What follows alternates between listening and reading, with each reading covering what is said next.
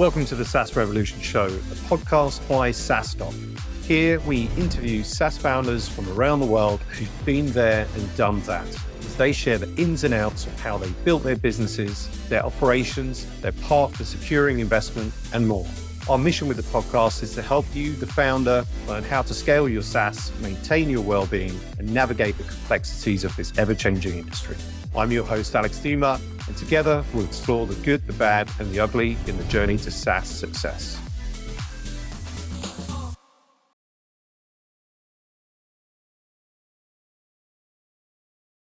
Welcome back to the SaaS Revolution Show. I am your host, Alex Theuma, CEO, founder of SaaStock and general partner at Back Future Ventures. Delighted to be joined today by Kevin Hu, who is the CEO and co-founder at Metaplane. How are you doing, Kevin? Doing great. And thanks, Alex, for the time and the opportunity. Long-time listener, first-time guest, as they say. Great to have you on the show. And just before you're about to go off for the turkey feast and more at Thanksgiving, so I'm in between you and final customer meetings and turkey. So hopefully we'll make this. I'm sure we will, like, fun and super valuable for our listeners, and you can enjoy Thanksgiving over in the US, and I can sit here tomorrow and Friday in envy of your celebrations. Although before now, you mentioned that you're quite the cook too, so I'm in envy of you. Okay. All of the pasta that you'll have loaded up. Yeah. Well, exactly. I will. I'll do a special pasta dish and to make up for the lack of turkey, and then maybe send you a photo of what I've cooked up. Actually, I mean, just on that, what I've found and learned, some of the best pasta dishes have the fewest ingredients. So you can just do something with like 2 or 3 ingredients will create the best pasta dish. But you mentioned we brought it up before we started recording, and for me, cooking certainly it's a hobby, something I love to do. But it for me, it's I can just truly relax and switch off work. I find when I'm cooking, if I go on the Peloton or I go to the gym, I can still be thinking about work, right? Maybe I'm not doing the workouts hard enough, but I find like Peloton is great, but I do get a little bit bored, like whilst I'm doing it, right? Sometimes, and it just my mind gravitates towards work. And if I'm walking the dog on the beach, I can start thinking about work. If I'm at the gym, like often I can be thinking about work. But if I cook, I never think about work. What about you? Like, how do you switch off completely? Are you able to? Well, one, I definitely agree that this is super important, right? Especially, not only for people who are very plugged into work throughout the day, but just plugged in generally. It's hard to disconnect. Yeah. For me, I might be your inverse, where currently I'm training for the London Marathon. Okay. My first marathon, getting out there like 6 days a week, and running is my way of disconnecting. Okay. When I start running, there's certainly a stack of thoughts to work through, Yeah. work and life. But once I reach the bottom of the stack and, framed positively, it's a Zen-like state. Framed realistically, it's probably a state of dissociation from exhaustion. In either situation, it's good to disconnect. Yeah, no, 100%. Much needed. It's not an easy job being a founder or a CEO, for sure. I don't know if it ever gets easier. Like as you grow and scale, new challenges, come more pressure, amounts, right? But also, at the same time, like I'm truly grateful, like, to be an entrepreneur, to have created a business, to have created jobs, to have provided a company that, has created a lot of value. And I guess that's the thing that probably just keeps you going, like as you get maybe the daily doses of pain can be small or big, but the thing that kind of keeps you going. 100%. It's easy to lose sight of the fact that, most of us come from tens of thousands of years of subsistence farmers. And we're one of the first generations that has the opportunity to build something that can have a large impact with software and capital as leverage. And when it comes to the CEO job, right, one can hope that the problems never stop. When the problems stop, I think that's when growth stops. The best case scenario is when the problems are new problems all the time, and it doesn't feel like Groundhog Day. Why did you decide to become a founder, but also then, I guess, build a software business, which is obviously Metaplane? Would love you to share that. My background is in research. It's in automated data science research, and I got into it because my sister, who is a biologist, when she was doing research on animal behavior, and specifically the neuroscience link between genes and behavior, right? There's a lot of research between genes and behavior, but it's always mediated through the brain. So she was studying tilapia for 6 years, and turns out Okay. tilapia, in addition to being a tasty meal, are a good model organism because they're very territorial. They're from small lakes in Central and Eastern Africa. And when you're from a small habitat, you tend to be a more territorial creature. So you take a tilapia, drop them in a tank of other tilapia, they all start going crazy. Okay. But 6 years later, after doing this research, she messages me saying, "Hey, Kevin, can you help me analyze this data? I never learned how to code." Think of how absurd that is, right? She collected the data, she knows the questions to ask and how to interpret the answers, but she's bottlenecked simply because she doesn't know how to code. And it turns out that this is most people that work at a company today. It's not just scientists. So I spent 6 years trying to build tools to help make this process more streamlined and automated. And at the end of it, I realized that you can only go so far in research, right? Sometimes the pendulum swings back and forth. Like, where is impact made? We needed the fundamental research in deep neural networks, for example, to have the breakthroughs in ChatGPT. And in this world of data analysis, it felt like the opportunity to have the most impact was in industry. And that's what led me to start a company with two great co-founders and where we are today. And how is it going? Like, so when did you start the company? And how is it going? Like, is it going as expected, better than expected? But yeah, maybe you can share a little bit about that. Well, we started the company 5 years ago in 2019, and we've been through two pivots. We joke that hopefully the pivots weren't 180 degrees each, Yeah. but that led us to where we are today. So starting with more general automated data analysis tools, Mhm. working on that through Y Combinator and through a pre-seed round, to a more specific data analysis tool focused on SaaS companies, to a data catalog, and then finally to what we're working on today, which is data observability. And the progression has been one primarily of realizing that many companies aren't quite at the point of business maturity to have an automated data analysis tool.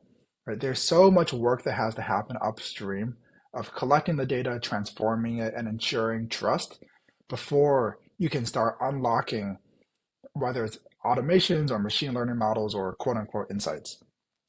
That's what data observability helps solve, where you can imagine software teams have tools like Datadog and Splunk and Grafana that let them know when, for example, an API endpoint is slow or a database is not performing as you expect. But companies don't have this for their own data, right? Currently, when something goes wrong in the data, either someone notices internally, like your CEO pings you, "Hey, why does this number look weird?"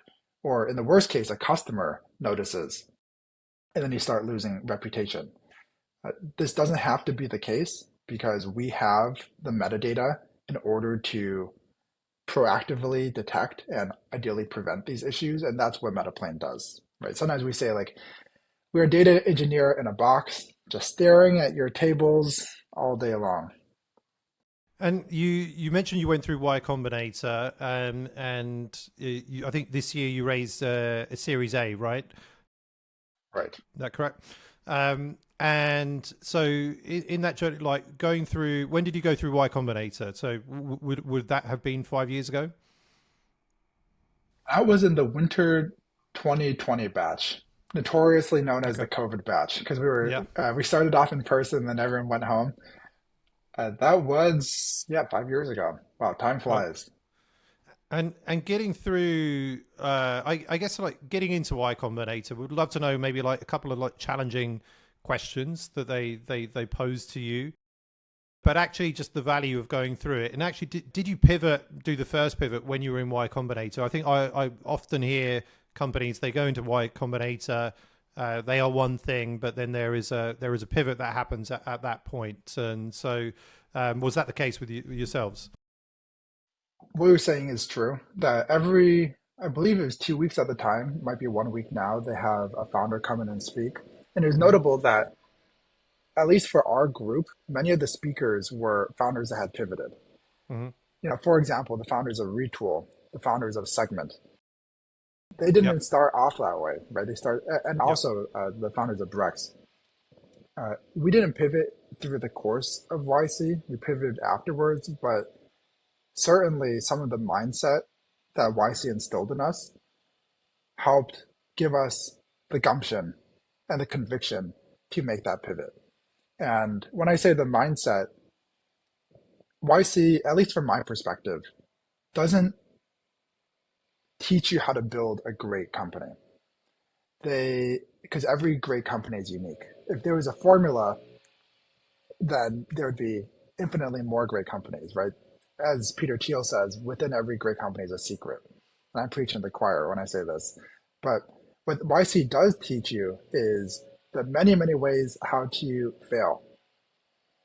You fail because you don't understand your customers. You fail because you run out of money, or you have friction with your co-founders, or, which is very common, you lose sight of the most important thing, which is your main metric and making that number go up.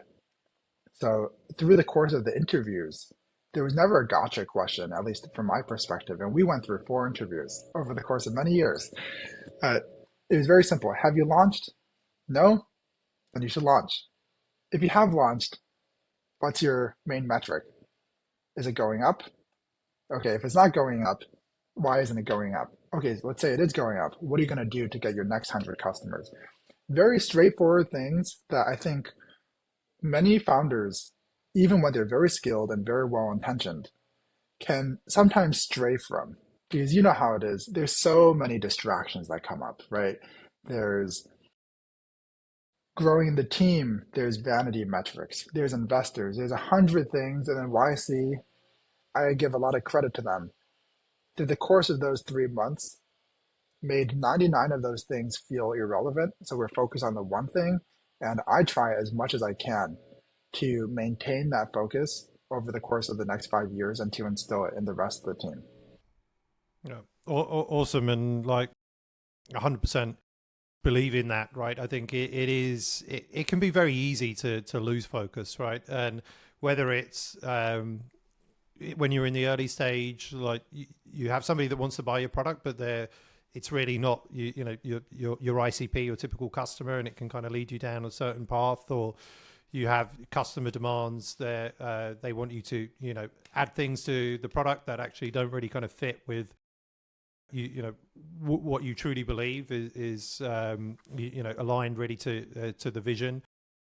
And yeah, look, I mean, I see it all the time, people losing focus, and really how this slows down and could ultimately kill a business, right? If you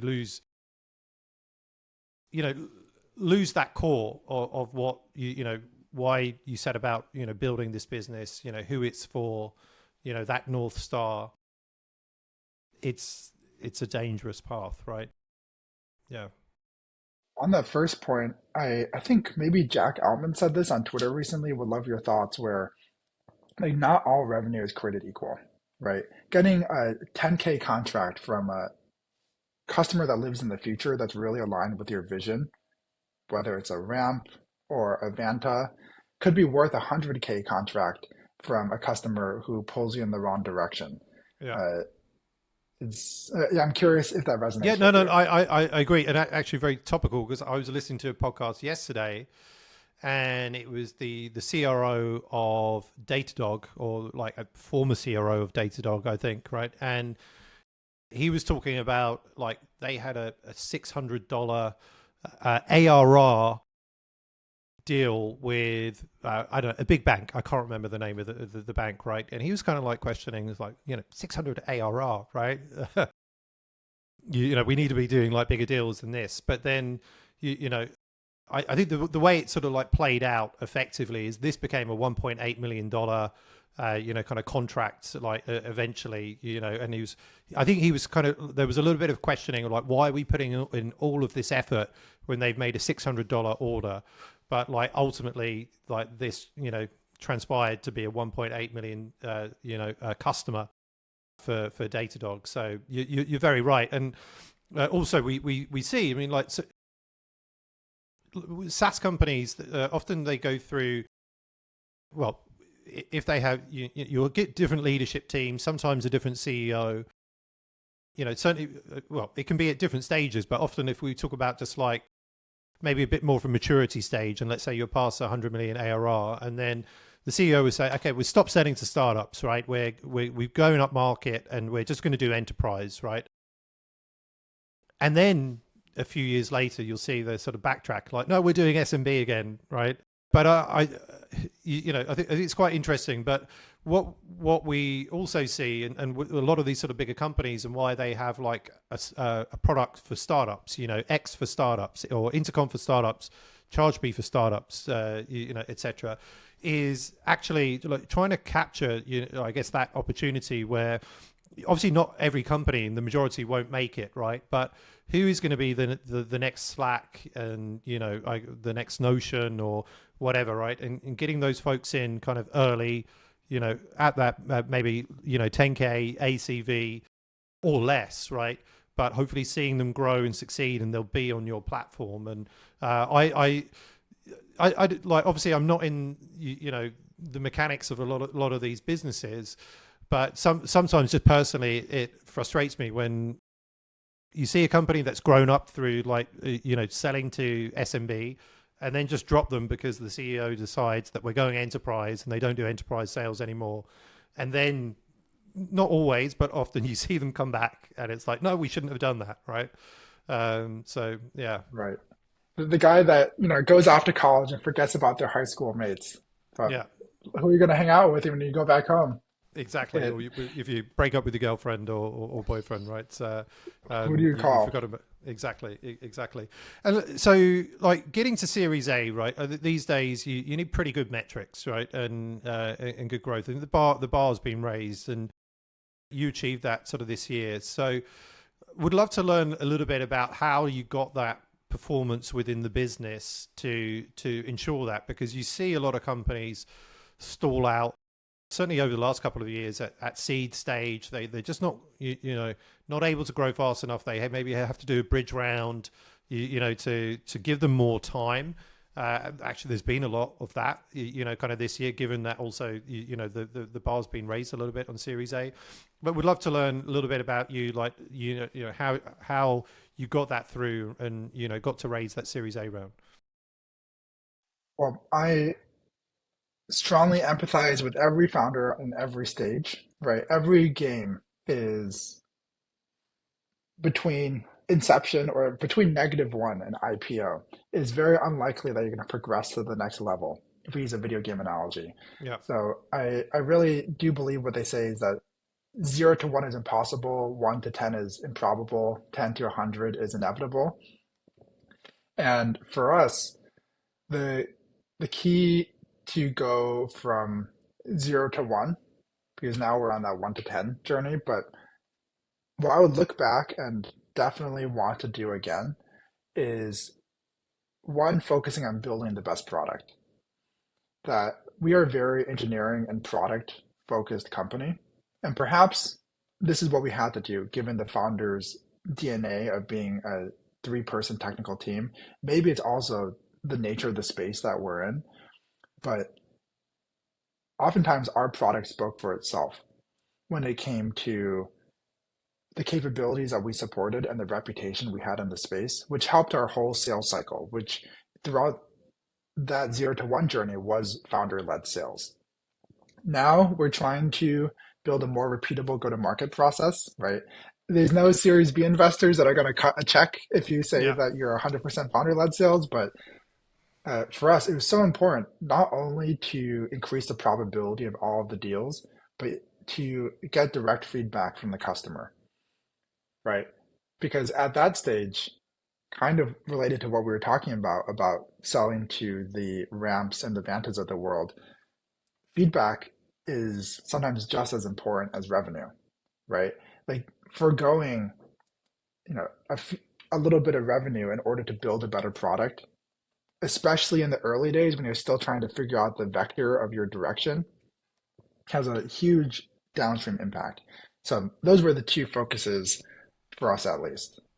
Okay. And now that you're, well, I guess Series A, and thinking about, and you're on that 1 to 10 journey, you mentioned one, building that repeatable sales sort of like process, right? A predictable sales process. What else do you need to do? Like, or what are you focusing on like right now to get the business to Series B? It is the combination of that repeatable go-to-market process, but having it on the backs of a roster of strong leaders, right? Leaders that can build out the team and that the Series B investors can take a bet on, right? It's not just Kevin and Guru and Peter, the three co-founders. There's Kevin, Guru, Peter, Ted, Riley, and so on.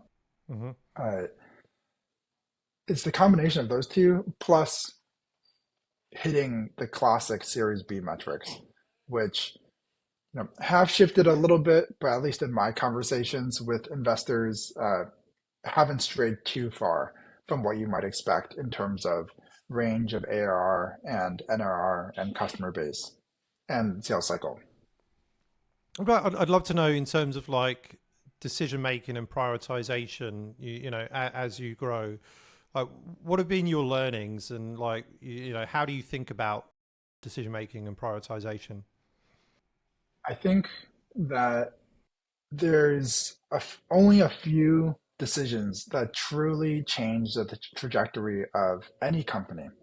Even a Netflix deciding to go into online streaming, or an Amazon going into Prime.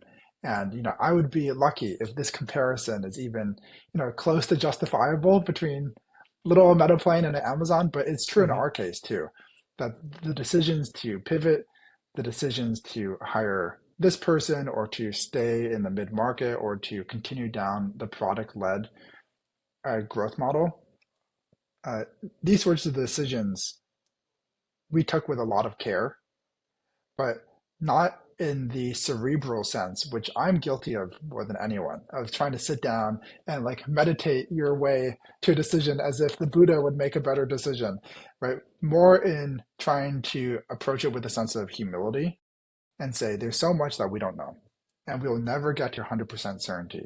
But let's try and collect as much information as possible, running light experiments and being intellectually honest with the results that we get back to reach a point of diminishing returns to that information, and then make the call and commit, right? Because once we make that call, as we all know, so much of the success of a decision is just executing on it. And one of the main failure causes of a lack of execution is a lack of commitment. One person pulls that way, one person pulls this way, the vector sum is zero. So it doesn't matter if it was the right decision because you wouldn't have executed well either way. So framed in other words, this is really like the Bezos, like one-way versus two-way door analogy, Mm-hmm. where we take a lot of care on the one-way doors, and the two-way doors we try and address with speed. Makes sense. Makes sense. And you mentioned obviously the importance, in this next phase as you go towards 10 million, as you go towards Series B, about having other leaders, the team, getting the right people like on board. So, what are the things you think about, like in terms of attracting the right people? Like when you're recruiting to Metaplane, right? How are you going to get the best people, on board and come to work at Metaplane? Like, would love to know, whether they're secrets or just like, and they're not necessarily like tactics, but like, how are you going to get the best people? Obviously, people, it's probably one of the most important things, but also one of the hardest things to get right. It is very hard. It is hard to hold the two dichotomous beliefs that both the company and the new leader, we really want it to work out, but most likely it won't work out, right? I think something like 60% of execs don't work out. Hmm. And that's just the reality, right? And yet we have to hold the optimism and the reality in one place. I think the ways that we can optimize the chance of the probability of things working out are one, being extremely upfront about what's expected. Like, this is a growth stage startup, right? And what does that entail? Well, it entails the fact that most of us are default dead. Most of us will require hands-on execution work in addition to the strategic work. But as a reward for those two things, there's an opportunity for immense upside. And I think it's the appeal of the upside potential that pulls in the greatest leaders, because there's a couple of levels of seniority, right? Sometimes people are force multipliers, right? Some people get things done really efficiently, but the leaders that we're looking for are the ones that can force outcomes. Like, this is my goal and I will make it happen. I will go to the ends of the earth to make this happen. And the top level leader, which, you know, I'm not this way every day. Sometimes I am, I hope, are the ones that can pick and force the right outcomes. And that's how you know that you found a great leader. They're like, this is the ARR goal, and here's why, and this is what I'm going to do about it. And I think we unlock these level 3 and level 4 leaders with upside potential, which in some ways is obvious because startups are all about upside potential. But I know a lot of founders that really underemphasize that a little bit. Not in terms of the financial upside, because that one is a little bit clear, but in terms of what's expected in this role, right? They might hire a head of sales engineering and be like, I just want you to take this off my plate.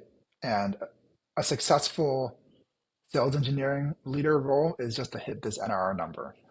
But the level 3 and level 4 leaders are the ones that want to tell you that goal. They want to shape the program. They want to exert influence through the rest of the organization in a healthy way. And I feel like a lot of founders artificially limit that. Are you a higher slow, fire fast type of person? Like, or... Yep. Hire slow, fire fast, high salary, high equity, high expectations. Is there anything unusual, like anything unique, let's say, to your process, whether it's specific questions or things that you would like to see or get potential leaders to do to help you kind of make that decision that this is the right person for your business? In the hiring process, I don't think we do anything that noteworthy. Maybe we should be, but in our onboarding process, we've been told that our day one ships. So everyone ships something on day one, Yeah. right? If you're an engineer, you submit a PR. If you're a marketer, you write a blog post. If you're a salesperson, you review some gong calls and Yeah. write a summary. And then you ship something week one, and then you go into the classic 30, 60, 90. We've been told that that's unexpected, but sets the right pace and is quite fun. Yeah. No, actually, that's pretty cool. I like that. I think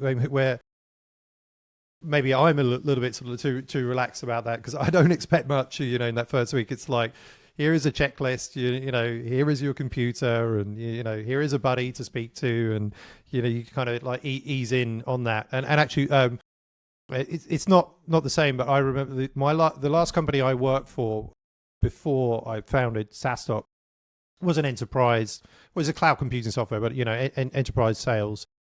And the first 30 days was basically me just going through a university program, like online, like on my own, pretty much for the first 30 days. And I found it quite unusual. I found it quite easy. And I don't actually know whether, I was even doing like 8 hours a day. It was like, these are the things I needed to do today, and then the next thing. So again, from certainly a very different approach. There was nothing shipped from me, for 30 days, but it was an organization of, probably like 800 people sort of globally, and they were, hiring, very fast at that time. And so, maybe it was the right thing for them at the time, but certainly different approaches, right, for different companies. For sure. And no shade on them because Yeah, there's a reason why so many at scale companies are this way. yeah, I do think this is an example, at least in small startups, of what we're talking about, of like artificially limiting the potential for some people to shine. Where, it's true. Will we, is it reasonable to expect substantial needle moving work in the first 30 days? In some exceptional cases, yes, but typically not, right? But for the people that can, we should let them shine, right? And they will want to as well. like the market's been pretty tough, or like tougher, right? Definitely been headwinds, in the last couple of years. Like how have you sort of like how are you overcoming this? It's hard. Deals are taking longer. More stakeholders kind of involved in the decision making process. Like budgets, have decreased, or kind of like stayed the same. Like software spending in general is down. As this let's say early stage startup that's moving into the the growth phase, and given the last 24 months that we've had, like how are you overcoming maybe some of these headwinds? Thankfully, our growth, we are impacted by the market as much as anyone else. Thankfully for us, there are tailwinds in addition to those headwinds. Hmm. Because we work in the data engineering space, we have a, a boost because of the adoption of AI. This AI uses data from somewhere, Yeah. and oftentimes it's structured data in a data warehouse, which is where Metaplane comes in. But that's a little bit too glib. I will say the two things that have served us well have been one, our product-led approach, where the these macro headwinds, they're introduced throughout the funnel, including before the funnel, right? Including in the consideration phase of, do I even want to kick off a sales process? I think a lot of people lose sight of that, right? They see the decreasing deal stage transition probabilities and the decreasing ACV and the increasing length. They don't consider the amount of teams, right? I'm a data engineer on a team that just cut our budget and we had a reduction in headcount. Right? They're not going to click the request a demo button, right? But they still might click the sign up button. So that has helped us out majorly in the past era. Hmm. And two, having that, we alluded to Datadog's land and expand from $600 to 1.8. Now, we don't have the 1.8 whale yet, but we do have the land and expand, and Yeah. that helps throughout the rest of the process. The combination of the two has, I believe, made us slightly less affected by the headwinds than sales-led top-down SaaS play. Awesome.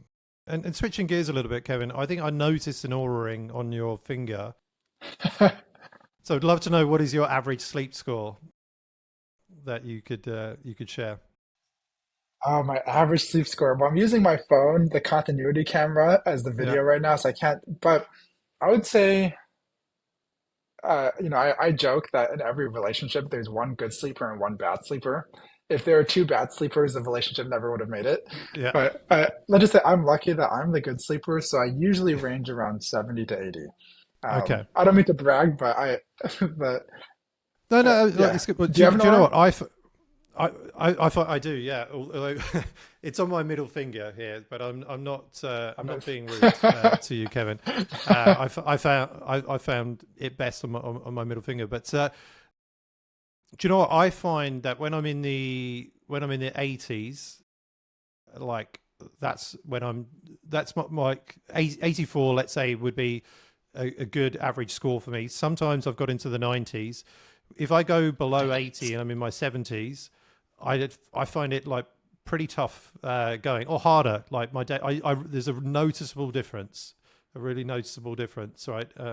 I even know some founders, and the thing is that there's certainly some debate about this, but where sometimes perhaps actually you should just trust your body and feel like listen to your body, rather than getting maybe a little bit too obsessed, like we perhaps naturally do around Aura-ring scores. But I've definitely spoken to a couple of founders who say, like, when their score is below a certain level, they just won't work that day, right? Because they know they're not going to be any good. So, but I know I've had, and when we run our conferences, I've got down to the 50s and the 45s, right? And it's like it's tough, right? It's tough going. But making the decision with, as you're tough. a data guy, by look, you know, if I was below a certain score on my sleep, like would I work today? And am I going to be good? Am I going to be grumpy to my leadership team? Am I going to be productive, or should I just listen to the data and take the day off, right? But I guess that's kind of like hard as well. Yeah. Well, one, it is amazing to me. Someone who's achieved a sleep score of over 90. Over the course of the past year, I haven't unlocked a 90. I'll let you know Okay. when I do. I plan to, Yeah. Okay. but it's it goes back to the question of how do we balance the extremely valid and reasonable idea that if I'm not going to perform today and I know it, maybe just take it off, with the idea that discipline is doing what you have to, even if you don't feel like it. These are just like one of the many internal tensions that I feel like a lot of people have, including startup founders. I don't think startup founders are that unique. I do feel like the stress is a little unique. And yes, it doesn't compare to a saber-toothed tiger, but it does compound and amplify existing stresses. Yeah. No, Which 100%. maybe it's a good argument to not have the O-ring. Yeah. Look, it is. I do know. Like, I mean, I love it, right? And I know probably more fans of it than people that don't like it. But I also know a couple of people who've just decided to stop wearing it because they wake up in the morning, the first thing they do is like check their scores and just constantly kind of looking at it, becoming a little bit obsessed by the data or their current heart rate.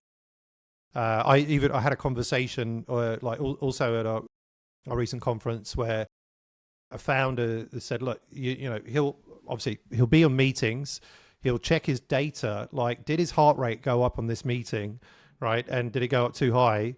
And if so, then maybe I won't speak to this person again, right? Because they're creating too much stress within that, right? So again, how you use and interpret the data, like for me, I think the main thing is obviously just sleep and readiness. And I think if both of those, if I can try and consistently get them above 80, and this is 80 out of 100 for those that don't have an Oura ring, and I don't work for them, and I'm not promoting this, but I recommend it. It works for me. If I do that, I feel like really good, and can be like have a really good productive day, can do my workouts, can just smash it at work. And when it kind of drops below that, everything's just a little bit harder, right? But yeah, I think it's an amazing product. And anyway, enough about that. We're not sponsored by Oura ring yet. Yeah. Just go to aura.com/SaaS Revolution. Not yet, but if they're listening, yeah, it could be good. Look, I know we're coming to the end of the show. So tomorrow's Thanksgiving. Like you got a couple of days off. How are you going to spend that time off? And will you be looking at emails or Slack or anything like that, or are you just totally I guess everything kind of shuts down in the US, and most of your customers are in the US? Many of them. We have customers internationally. We have around 150 customers, so you can imagine basically every time zone. I stay slightly plugged in in order to make sure that people respond to those support requests, and we hop on some calls, but I'll be mostly disconnected. I'm in Boston. I usually live in New York. I'm in Boston with my partner and in-laws right now. So we're going to be doing the classic Thanksgiving turkey. Unfortunately, again, not the pasta, but we'll see how that goes. We'll see what kind of influence I have. Maybe it's very little. Yeah, maybe I've inspired a little bit, but obviously it wouldn't be a classic Thanksgiving dinner with some pasta to the side. But I'll do that. I'll do the pasta dish and send you a photo. So I'll whip something up. But look, enjoy your couple of days off. Check your emails a little bit, but just mostly enjoy your time off. And obviously, congrats on what you've built and how it's going. Looking forward to seeing more and whilst obviously I know the products are not equivalent, but hopefully seeing that Metaplane becomes an ex Datadog or a Snowflake, right, in terms of success, right? So I'm sure it can. From your lips to God's ears, and having you share these learnings with SaaS founders only increases the likelihood of that happening. So congratulations to you too for making such a great community and such a great resource for a lot of us. Thanks, Kevin. Thanks. Thank you very much, Kevin Hu, CEO of Metaplane, for being a great guest on the SaaS Revolution Show today. Thank you. Thank you, everyone.